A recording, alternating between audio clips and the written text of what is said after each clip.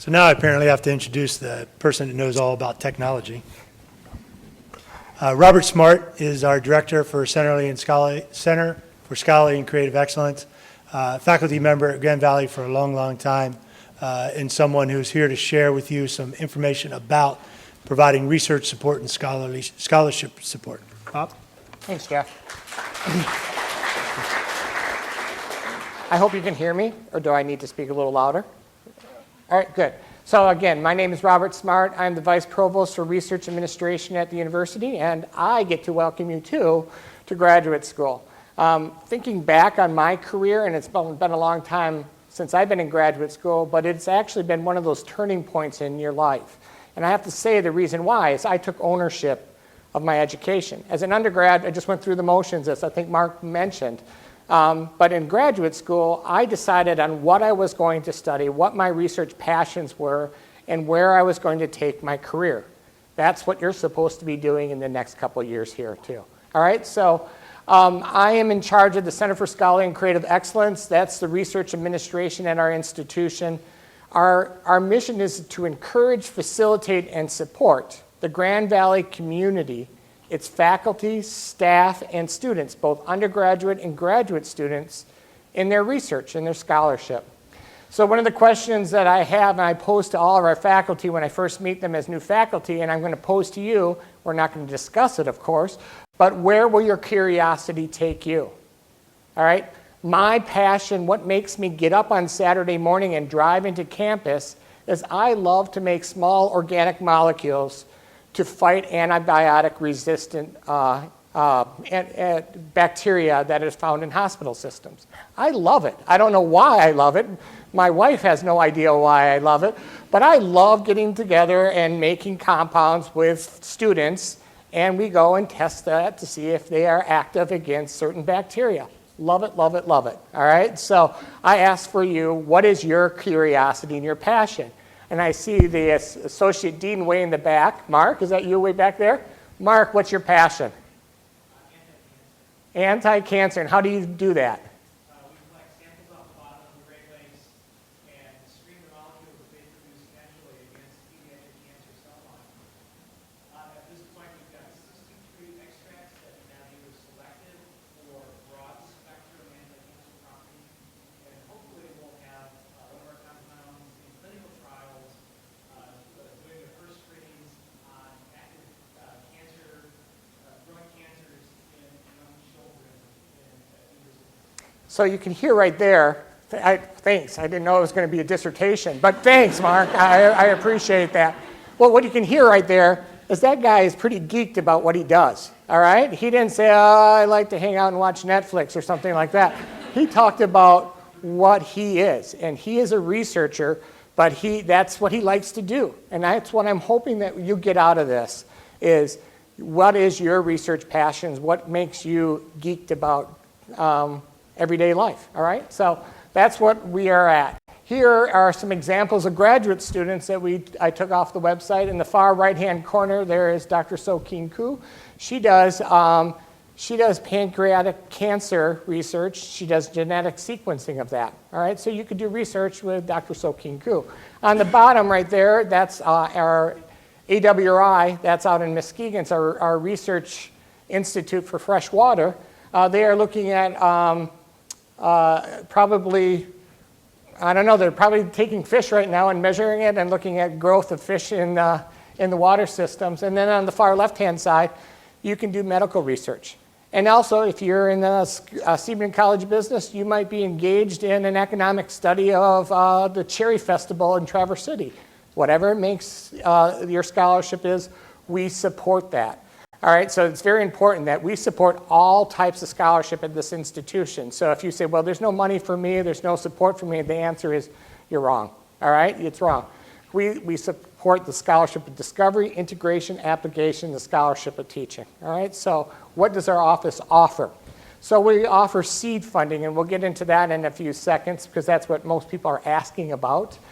We offer mentorship and consultation. So you're going to get to a stage in your career in which you are going to be deciding upon, I have to be very careful here, The last time I taught organic before they pulled me out of the classroom to administration, I fell off the stage like this and I caused 2 stitches in my arm, but I continued lecturing, so I'll be very careful not to go any farther than that.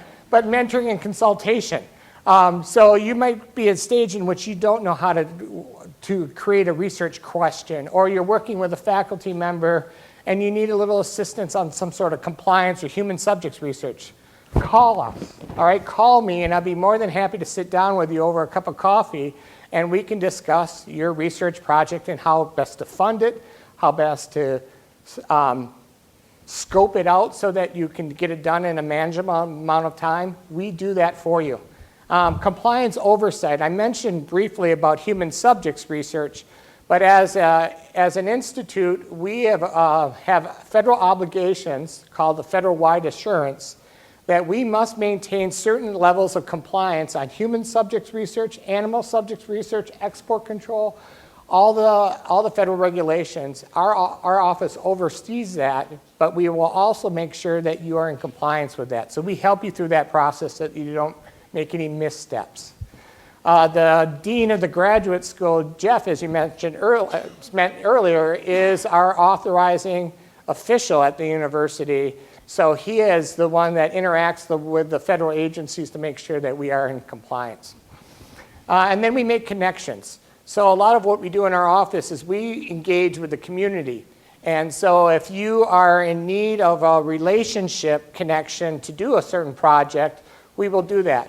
We will help you with a contract if you're working with Steelcase. If you need a connection in the Holland facility on a particular project, we will be more than happy to try to use our connections to make that so that we lower the barrier for your research. So some internal support. And I'm going to point to the ones that are probably the most likely and the lowest hanging fruit for you. We have a couple right here for graduate students only, all right? So if you are doing a research project and you need a little bit of funds, we have the presidential research grants, and they are offered in the graduate school. It is a $1,500 grant that is used for necessary supplies or travel. So you might need to go to do some archival work, let's just say in Lyon, France. That's expensive. We will pay for some of that ticket and some of that stay for you using that $1,500. You just have to write a research proposal to the graduate the graduate school office, and it's reviewed by a peer committee. In addition to that, you are also eligible for what's called an academic conference fund. So if you are, we believe that research is never done until you disseminate that research to others. So we provide $500 for domestic travel or $750 for international travel to go to international or domestic conferences and present your work. All right, it's there for you. Take advantage of it, all right?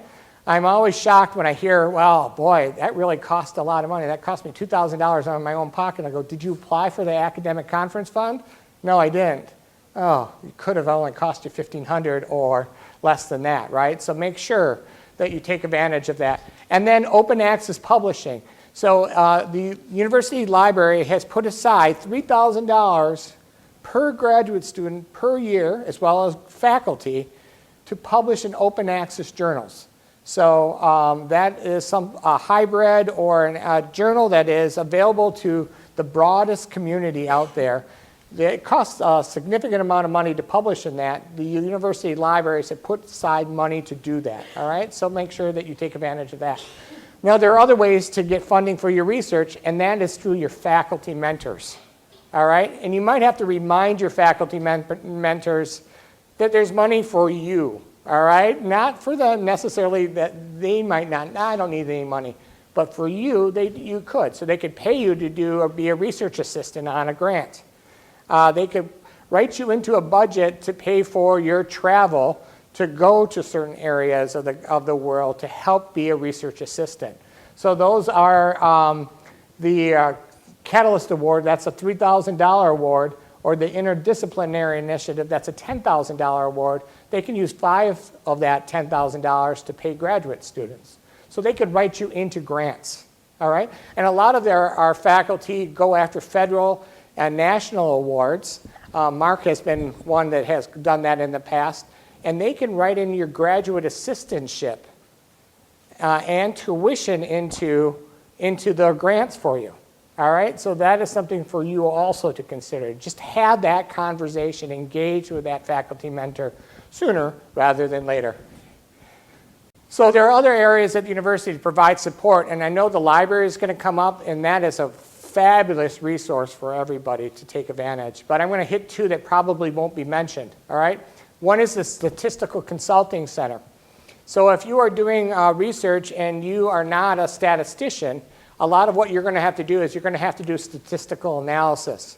We have a center at our university that is free that will help you set up the survey in the right way so that you can get valid data, and it will also provide you help in analyzing that information for your thesis. So that's the Statistical Consulting Center. All you have to do is give them a call, and they will provide help on that. And if you have difficulty in writing, I get writer's block all the time. This is something that I have set forth this semester. I want to get 2 papers out. I'm dreading it right now, just dreading it. If you have writer's block, or if you need help on your writing or assistance on having somebody review your thesis or your research project, the Writing Center is available to you. They will meet with you, they will coach you, they will help you through that process. Please take advantage of those resources. So the university wants you to be successful in your research, and we have resources available for you to do that. So feel free to reach out to any one of us. I want to give some words of advice. I think it's very important that you start early, start often when you decide on your research passions, what makes you geeked. So I would start now, if you haven't thought about this, to see if you can get engaged. Because if I think back on my career, the things that were, when I created new knowledge, were the things that I were most proud of, in all honesty. So I would start reading in areas of interest right this second. If you aren't engaged in reading the literature, I think that would be great to start, because what that does is it provides you with the knowledge to find the gap that is missing in that discipline. You start formulating your ideas and have a research notebooklet. I have a research notebooklet literally at my bedside stand. All right, that sounds really geeky, but I do, because I don't know, at 2 o'clock in the morning, I can't sleep. I might have some idea. I write it down before I forget about it. I do have that. It's really weird. But once you decide on that research project, you have to do some considerations, and this is where I want to get at right to you. Do you need approval from any agency, any department within the university, such as human subjects research? If you do, you need to bake that into your timeline. To get a review for a human subjects work at our institution, depending upon the complexity of the project, might take as little as 10 days, but might take as much as 2 months, depending upon what you're doing. So if you are planning to try to get your research done in 1 semester just before you graduate, and all of a sudden you are delayed for 2 months because you have to go through the human subjects process, that's going to be problematic. All right, so make sure that you plan a little bit. Do I need funding to be successful? I'm a chemist. It costs me about $500 to $1,000 a week to keep my research going. So I need to always be looking for a little cash. All right, so how much money do you need for your funding? Can the project be done in the time frame of my degree? All right, that's important. Choose a project that can be done. You don't want to think about walking away from a project that you can't get done in the time frame of your degree. And then, where should I disseminate my work? I should be thinking about that, because you can take advantage of those academic conference funds that are available. I am done. I'd be more than happy to answer any questions outside at the end of this. Thank you. So I have a quick question for you. Anybody interested in getting a job when they're done? Kind of like, okay. Well, I have the person for you to hear right now. I am pleased to introduce Brianne Gorham. She is our Associate Director for the GVSU Career Center, and she's going to be here for a couple of minutes to talk about something that I hope you start to think about now, today, and not 3 days before you graduate. And that is, what are you going to do with your career once you get this degree? So, Brianne? Thank you. Hi, everybody. Jackie Patone, will you stand up and wave? This is Jackie. She's our graduate assistant in our office, and we are very excited to begin working with her as well. So yet another resource you have amongst you. She's going to be learning a lot about what our office does. And as mentioned, I'm Brianne Gorham. I'm an associate director in the Career Center, along with about 18 other full-time staff members. Let me get to that next slide real quick here. And I've been here almost 9 years at Grand Valley. I've worked with all majors, both at the bachelor level and at the master's level, which has given me vast knowledge and makes me really excited to be the person that coordinates services for you. So we know that as graduate students or anybody that kind of advances on with their level of experience or their studies, the more of a niche career path you start to formulate. And so in our office, we will definitely be connecting you with employers, with the right faculty, the right resources on campus to help you kind of continue your brand and who you're becoming and what you want to do after graduation. I'm really happy to hear some of the presentations that I've gotten to listen to in the last half hour or so, reiterating that point that you want to be connected, you want to be well networked, you want to do things right now. Start your scholarly research, start your projects, get involved with different faculty, different student organizations. PACES has some excellent, and the GSA organization has some great events and workshops for you to attend.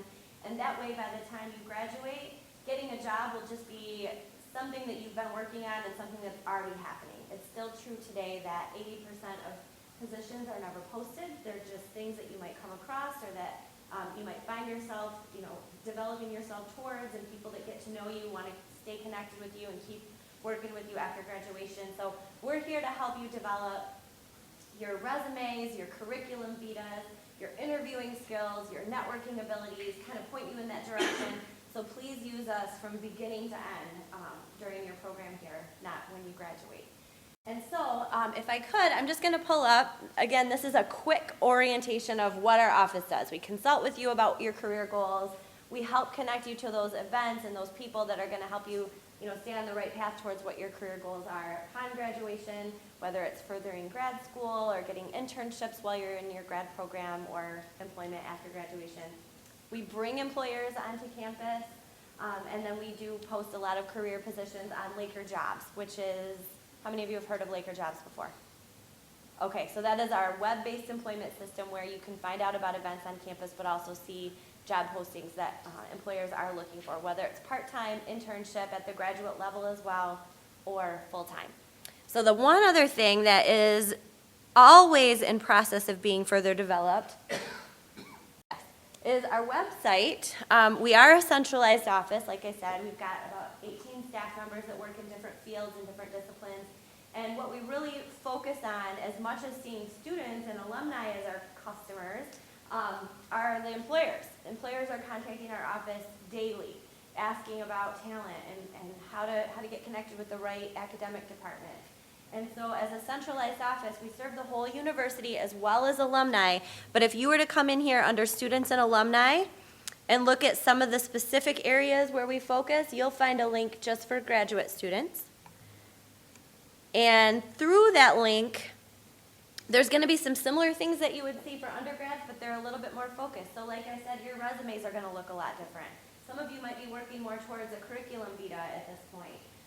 You're interviewing, maybe the techniques are the same, but where you're targeting and the things that you're talking about as people, again, with more experience, more research under your belt, more projects under your belt, you might be able to articulate those a little bit better after doing a practice interview in our office.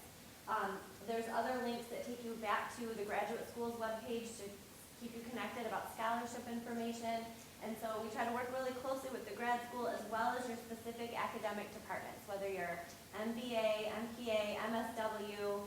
There's a variety of different areas that you're going to be working within and studying within, and then those fields look very different when you graduate as well. So too much information to talk about today, but I hope you do stay connected with our office. Come and visit us. We'll have a booth outside after the presentation is over. It won't be me sitting there. It will be Ginger Lang, but she's yet another person that works really closely with graduate students Keep getting to know Jackie. We've got another second-year GA that works in our office, and like I said, a big group of staff and peer mentors as well, and employers that are always on campus. So I guess the last thing I'll say is our office is directly across the courtyard. The best way to connect with us, or the easiest way, is just to walk in, because we have walk-in hours fall and winter semester all day long except for Friday. So you can pop in and see anybody for 10, 15 minutes, get some quick questions answered, and they'll help you schedule an appointment with someone if you would like to do a further, maybe 30-minute or an hour-long consultation or a practice interview. But please feel free to stop in casually anytime. Look forward to meeting you. Look at that. Before we go into the university libraries, one of the things I want to share with you is at the end of your career, you'll actually get an invitation from my office to do a survey. And it's a survey of your experience as a graduate student. And I hope that you remember 2 or 3 years in the future to take that survey and give us good information, meaningful information back. For the past several years, one of the areas that we've heard from graduate students that we've tried to focus on is more help with career placement, jobs, development opportunities in certain fields of study. So we've worked very closely with Career Services and worked very hard to try to improve the support that's available to you as a graduate student in Career Services. And so I think Brianne and her folks over in the Career Center have done a fabulous job. Back when I went to school, if you wanted a book or you wanted a journal article or something like that, you actually had to get out and walk across campus and go and visit the library. You can still do that today. We have a beautiful library out on the Allendale campus, and we've got one of the coolest libraries in the country in the Steelcase Library downtown. We also have up on the hill a library for the College of Health Professions and the Kirchhoff College of Nursing. But you don't have to go there anymore, right? I can sit at my desk right now and I can get just about anything that I need to do my research activities just through my computer. And that's due in large part to the changes in technology, but also due in large part to the staff that we have in our library here at the university. They are some of the most phenomenal people that you will ever interact with. And it's my pleasure to introduce Elizabeth Martin from University Libraries to share some of that knowledge with you today.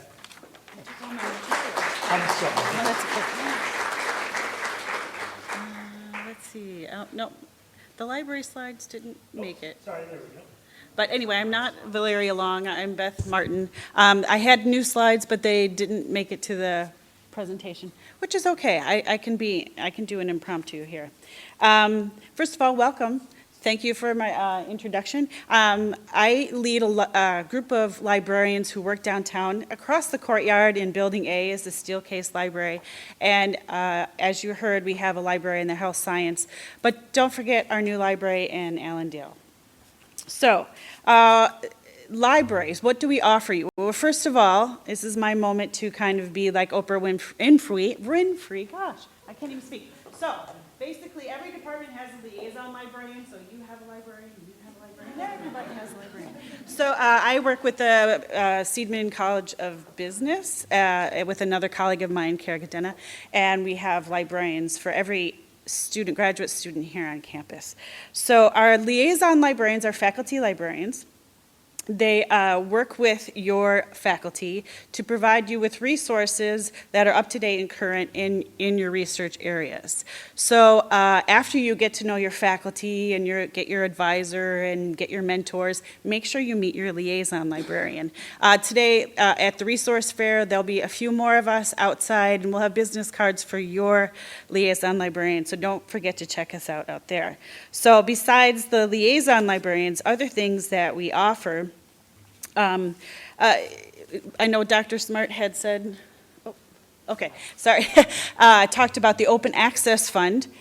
We have a program that we call Scholarly Communications, and for us in academic library world, anything that is disseminated is part of the scholarly conversation and communications. So with the Open Access Fund, we can help you disseminate your work in an open access journal or textbook, or if you're doing it, anything along that lines. I was going to say an open education resource, sorry.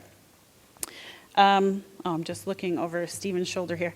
So what we also do in our scholarly communications, we offer you help if you're getting ready to disseminate your work and you're doing it in a journal article and you're asked to sign a contract and you're not really sure what all the language is. We're not attorneys, but we can help you look at that language because sometimes publishers don't allow you to keep the rights once you give them your work. So we have author rights. Also, if you're working on your projects or your thesis or dissertation and you need some copyright, you're not sure if something is fair use or if it's copyright protected, we can help you navigate all of that as well. Another thing that we can provide is services for those of you who may be doing research and you have a grant that's federally funded and you have to provide your data. We have librarians who can help you with your data management plans. So we can get you started with that plan so you can manage your data and have it available for that. Okay, we're getting there. Awesome. So that is our scholarly communications. A couple years ago, librarians and I got together and we all had a contest and who can write a haiku about libraries. I didn't win. My colleague Sarah did, and that's what we have. Again, you're liaison librarians, and yes, some of us have been referred to by graduate students as superheroes. So we can help with your research questions, any copyright or author rights, again, data reference and data management, and citation management help. We can do all that for you. As I said earlier, we have 4 locations. One of our locations is our Special Collections and Archive, which is on the Allendale campus in a building called the Seidman House. It's a beautiful building. If you ever need quiet study, I recommend going there. It's really quiet in there. But we have collections, and yes, we do have puppets upstairs in Building A in our curriculum's material library. Not only are they used by education students, but they're also used by nursing students and other health science students because it's easy to communicate with children about health-related issues through puppets and other manipulatives. Additional support. So this is where I was going. So other things that we can help you with. If the library doesn't have what you're looking for, we can get it. We are connected with all the other libraries in the state through the Michigan Electronic Library and through all the academic librarians are connected through the Michigan Shared Print Initiative, and we'll try to get your resource for you. The other service that was kind of mentioned is the Knowledge Market. So we have this service at 3 of our locations. So we have it at the Mary Ida Pugh Library in Allendale. We have it at the Steelcase Library across the courtyard and at our Health Science building in Suite 100. The Knowledge Market is a 3-tiered service for all students. We have research consultants, writing consultants, and what we call speech consultants are those who help with public speaking. I would recommend that if you can't get to the Allendale campus to meet with a writing consultant at the Myers building or Lake Michigan Hall, please go to the library website, look for Knowledge Market, and make an appointment that way.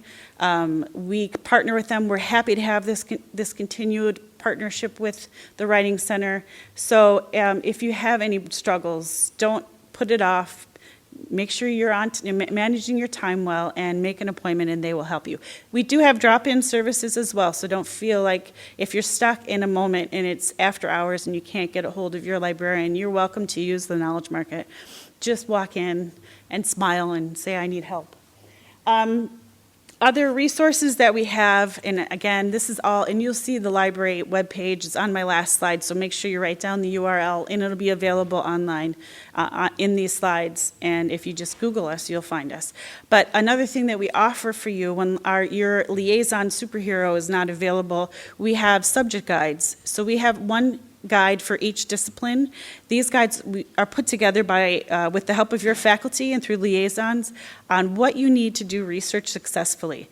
So we have access to discipline-specific research databases, websites in your field, anything that you need help with, certain specific journals that you might need to look at.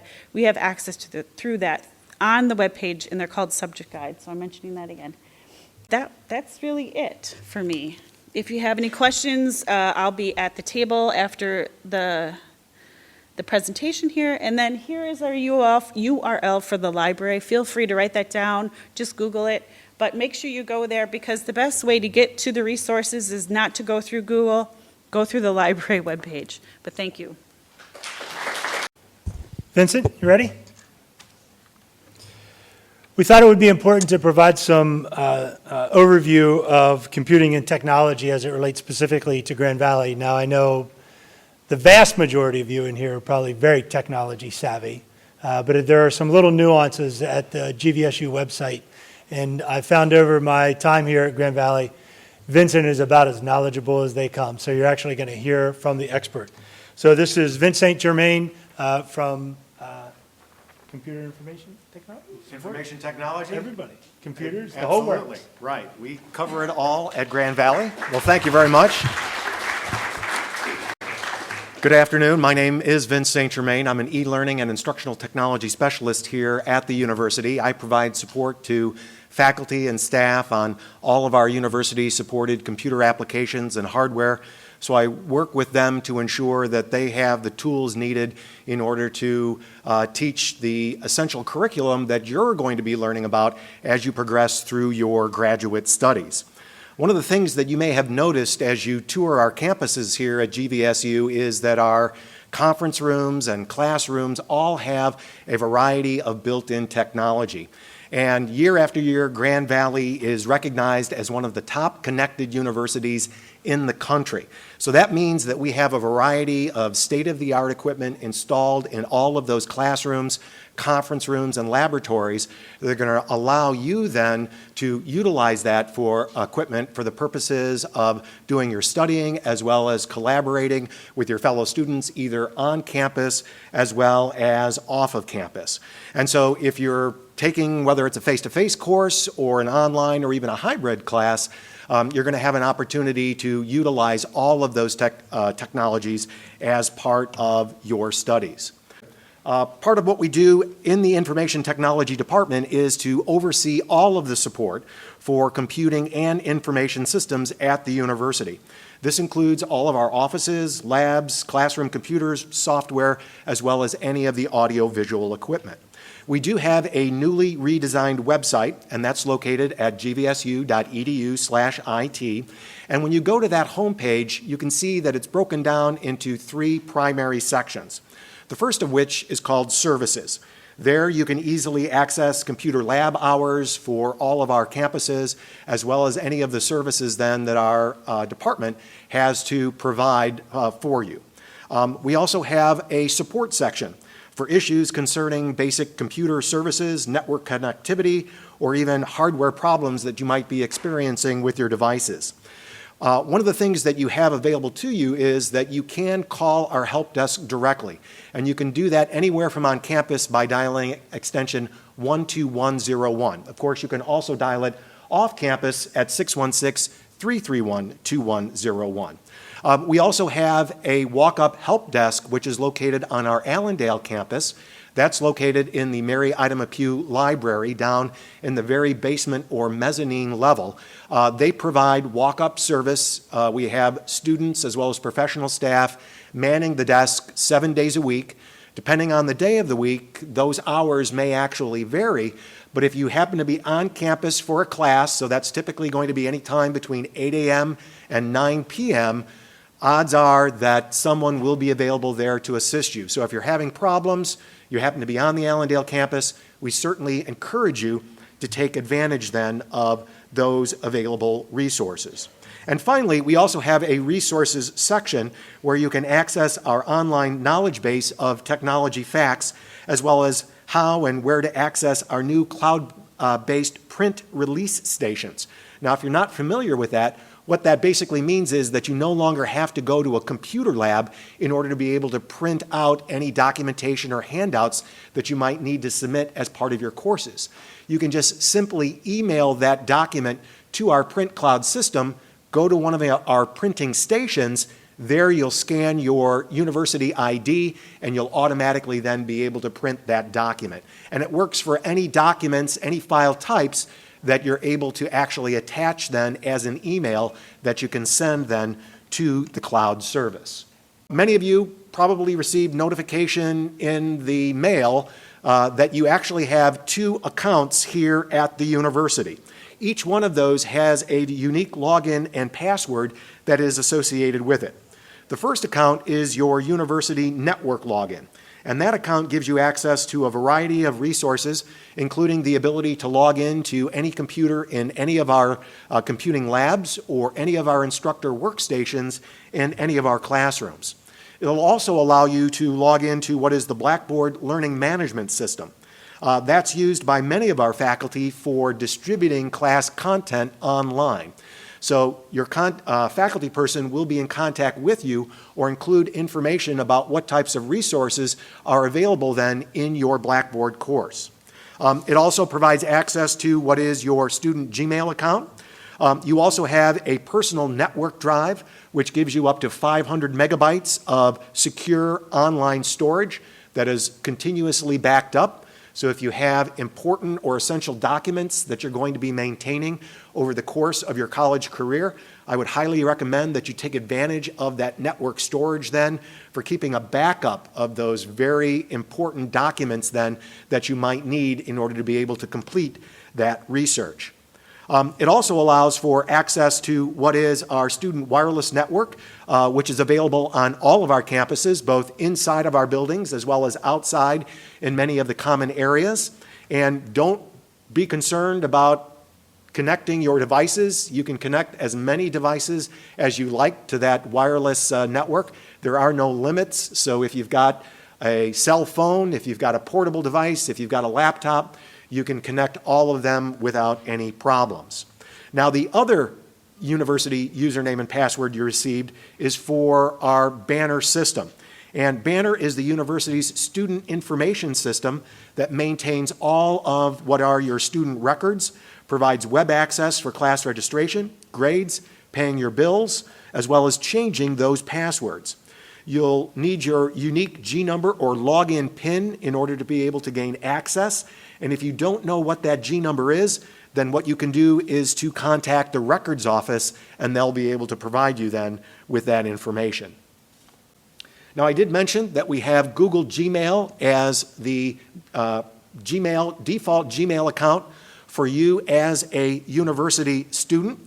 If you haven't checked that account yet, I would highly recommend that the next time that you're online, that you go out to the university's main page and log into your Gmail account. That is the primary method that the university sends out all official communications, whether it's via Blackboard or Banner. So you may have actually had some faculty already contacting you about the upcoming fall semester. Many of the faculty already have their Blackboard courses open and available, and they are already emailing you about content that you need to be made aware of for that very first day of class. So be sure that you go out and check that as soon as you have the opportunity. And you can access it either by going directly to the mail address at mail.gvsu.edu, or if you're on our homepage, across the very top, you'll see there's a series of quick links, and the small icon that looks like an envelope will take you directly to what is your Gmail login. Now, that Gmail account also provides you with a variety of other applications that you can access then through Google, including what is Google Drive. Now, you have 500 megabytes of storage on the university network, but you have an unlimited amount of storage out on your Google Drive account. So that also makes for an excellent resource or storage location then for important files then that you might need to be able to access both at home as well as on campus. You also have access to Google Docs. You can set up your own YouTube account and manage that. It also gives you access to over 60 additional Google apps. So it's a great resource. Many of our faculty use Google Apps. They use Google Docs for sharing as well as collaborating on content as part of those their classes. So it's probably a good idea that if you're not familiar with how to navigate your Drive or Google applications, that you give some time to taking a look at that as well during the first few weeks of what is the semester.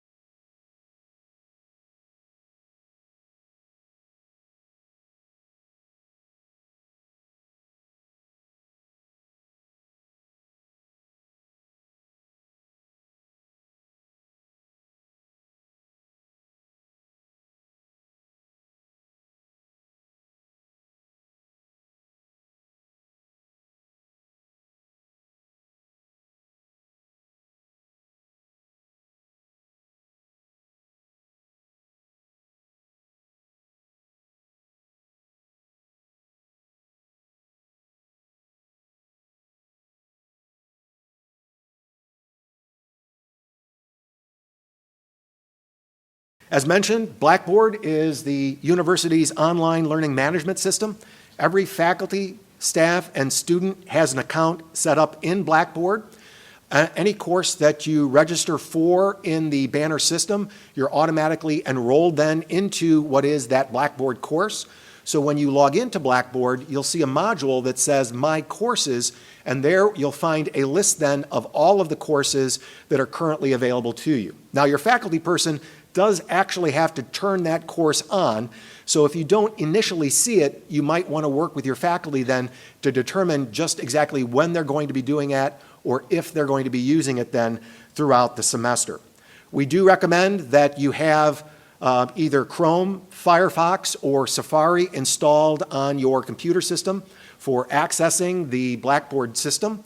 In fact, if you can, I would suggest downloading all three of those browsers. We found that some tools don't necessarily work well in one browser but work fine in another. So if you do encounter issues with Blackboard, of course, you can contact our help desk, but you can also just simply try opening your course up in what is another browser to see if that might actually resolve the problem. And if you're not familiar with Blackboard, maybe you didn't utilize that as part of your undergraduate, or it's been a while since you've been in school and are now just getting back and looking at Blackboard, on our Teaching with Technology website, we do have a complete list and set of handouts that will walk you through the most common uses of Blackboard, how to submit documents, how to use the discussion board, how to use the online collaboration tools. It's all right there for you to take advantage of. Blackboard also has a new mobile app that is available to you for free as a GVSU student. So if you do have a portable device, you want to be able to access your Blackboard courses just to stay current with the most latest content that might be uploaded. You can download that app for free on all of your iOS, Android, or Windows devices.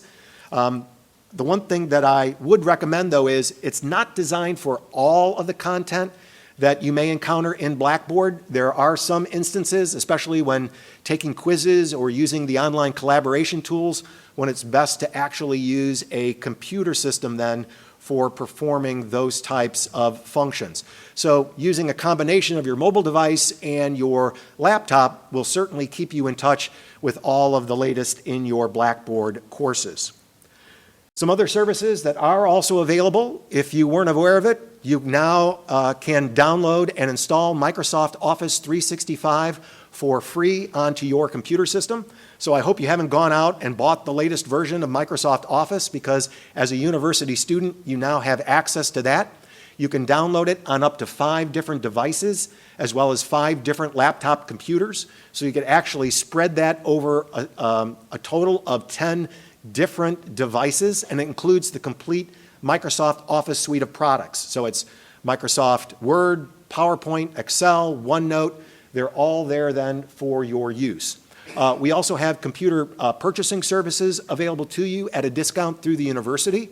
You can check it out either via our website, or you can go out to our Allendale campus and our new Laker store, which is located on Campus Drive. On the second floor of the store, we have a variety of computers on display. If you haven't had an opportunity to make it out to campus just yet, it's of course a great drive and it's a great place to visit, but you'll also have an opportunity to get up close and personal with many of those devices, so you can actually get to see them before you make an actual purchase. We also have a GVSU alert emergency notification system. If you would like to have access to all of the latest information as it relates to GVSU, you can sign up for the notifications so that you can have those automatically sent then to your device, whether it's via a text, an email, whether it's a phone call. You can have those notifications automatically sent to you, and it can actually be any combination of those devices as well. Just recently, we had some severe weather that went through our Allendale campus. I've signed up for the notifications. I was able to then receive both a phone call as well as a text indicating that severe weather was in the area. So it's really a great service, and one that I would highly recommend that you take advantage of. And finally, if you're out on our Allendale campus, I would also recommend that you take a tour of our Atomic Object and Technology Showcase. That's also located in the mezzanine level of the Mary Ida McHugh Library. It's located right across from what is our university help desk. We've got a variety of cutting edge and some of the very latest technology on display there. Virtual reality, augmented reality, it's all there for you to test, to play with, as well as to sign out. So in case you want to be able to utilize that technology as part of a presentation in a course, you can actually take advantage of it. The showcase also houses what is the university's library makerspace. And that contains 2 3D printers and special modeling software that's also available for your use. So if you'd like to take advantage of that, you can actually print something in 3D at no charge to you. So if you're working on a class project and a 3-dimensional object would be sort of a perfect complement to a presentation that you might be giving, you can work with the staff in the technology showcase to actually make that happen. I'm going to be located outside in the exhibition hall right after our session ends here, so if you've got additional questions, I'd be more than happy to help you, and certainly welcome to Grand Valley and best of luck.